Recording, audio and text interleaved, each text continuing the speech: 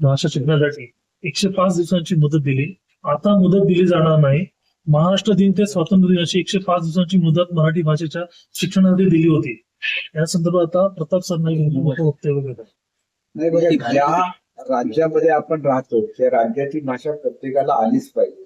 त्याच्यामुळे त्याने घेतलेली भूमिका योग्य आहे असं मला वाटतं. शिक्षणासंदर्भात एक प्रश्न आहे. महाराष्ट्रात 526 शाळा ह्या अनधिकृत आहेत, त्यातील 452 शाळा या मुंबईतील आहेत. काही शाळांवर कारवाई करण्याचे आदेश सुद्धा दिले. कसं काय सांगता? याचा हा खूप दिवस अनिर्णित राहिलेला प्रश्न आहे. शाळा कशा, त्यांना किती जागा असावी या संदर्भात नॉर्म्स आहेत. हे नॉर्म्स ज्या झोपडपट्टीच्या म्हणजे जे आपण म्हणतो की अतिशय एकत्र असं किंवा गर्दीच्या ठिकाणी ह्या शाळा निर्माण झालेल्या आहेत, त्याच्यामुळे ह्या शाळा ते नॉर्म्स पूर्ण करू शकत नाही. ज्यावेळेला मी शिक्षण खात्याचा मंत्री होतो त्यावेळेला ह्या शाळातील मुलांना जवळच्या शाळांमध्ये ट्रान्सफर करण्याच्या संदर्भातली एक योजना तयार केलेली होती, परंतु अजूनही त्याच्यावर पूर्णपणे अंमलबजावणी झालेली नाही आहे. आणि ह्या शाळा जर बंद केल्या तर त्या वस्तीतील मुलं ही शिक्षणापासून वंचित होती. म्हणून सरकारने थोडासा या संदर्भात थोडा हळू जाण्याचा निर्णय घेतलेला असतो.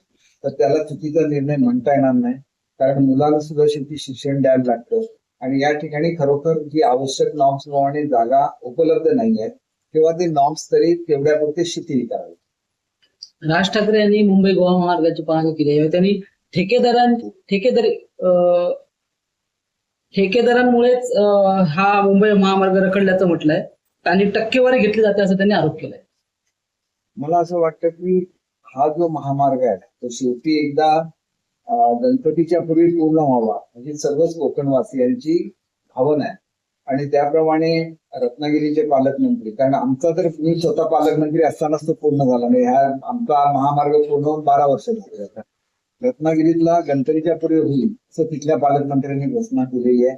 त्याचं मी स्वागत करतो, कारण गणपतीमध्ये एवढ्या मोठ्या प्रमाणात लोक येतात की भारतातलं सगळ्यात मोठं मायग्रेशन हे गणपतीच्या काळामध्ये मुंबईमधून कोकणामध्ये होतं.